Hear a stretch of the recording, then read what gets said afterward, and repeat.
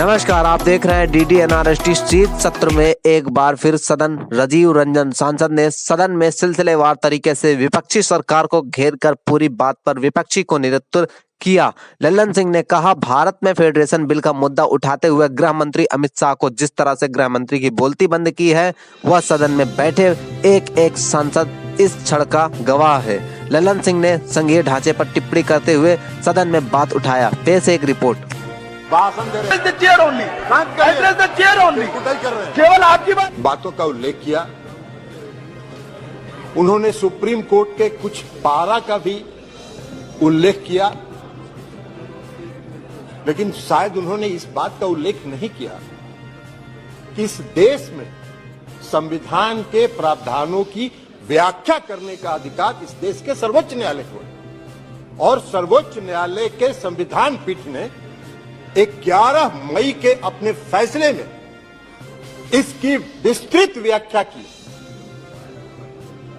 उन्होंने पढ़ा, कई प्रावधान पढ़े, कई पारा पढ़े, लेकिन जो उनकी सुविधा के मुताबिक उनको सूट करता था वो पारा उन्होंने पढ़ा। पूरे जजमेंट को नहीं पढ़ा उन्होंने। पूरे जजमेंट में विस्तृत तौर पर सर्वोच्च न्यायालय ने इसके दिल्ली के क्षेत्राधिकार के मामले में व्याख्या की है, संविधान की व्याख्या की है, कानून की व्याख्या की है, लेकिन आपको बैकडोर से शासन करना था। 11 मई को जजमेंट आता है, 19 मई को सुप्रीम कोर्ट बंद होने वाला है, 19 मई को आप अध्यादेश लाते हैं और उसके पहले आप सुप्रीम कोर्ट में रिव्यू पिटीशन फाइल करते हैं। ये लोकतंत्र है, इसी को लोकतंत्र कहते हैं। ऐसे ही लोकतंत्र को आप चलाना चाहते हैं।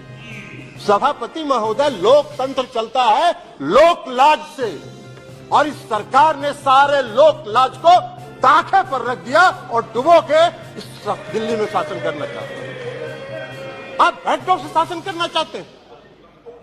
अभी माननीय गृह मंत्री जी ने बिल को पेश करते हुए कहा कि दिल्ली की सरकार 2015 में ऐसी बन गई कि जो भ्रष्टाचार के मामले में जिसका काम ही नहीं है सेवा करना। अरे सेवा दिल्ली की सरकार जनता की सेवा कर रही है कि नहीं कर रही है, यह फैसला तो करने का अधिकार दिल्ली की जनता को। आप कैसे बैठ के यहां फैसला कर सकते हैं?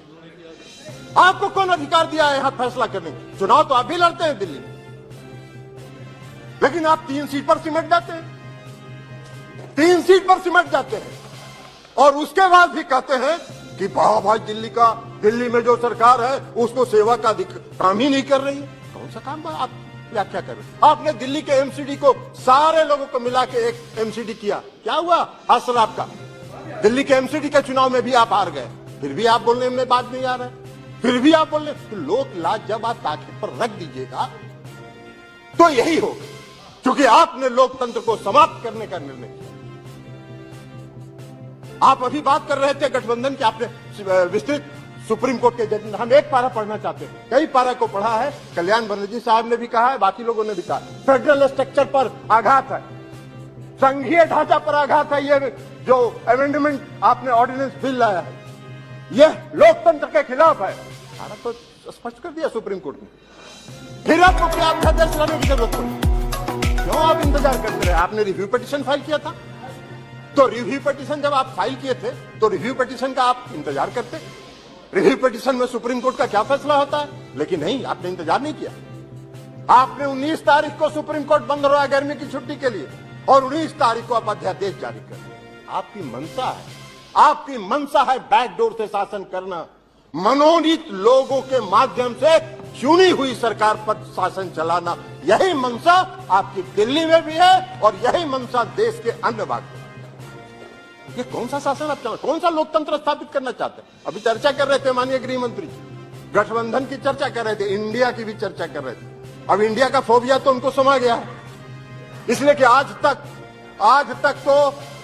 तो कभी इन्होंने एनडीए की बैठक नहीं की, आज तक कभी नहीं हुआ था। लेकिन जिस दिन इंडिया की बैठक मंगलोर में हो रही थी, उसी दिन इन्होंने एनडीए का बैठक किया। अरे भाई, आपको तो उस फोबिया से आप ग्रस्त हैं, आप उस फोबिया से ग्रस्त हो गए हैं और आपकी विदाई होने वाली है, तो इसलिए भ्रष्टाचार की बात कर रहे हैं। बैठिए ना बाबा, बैठिए।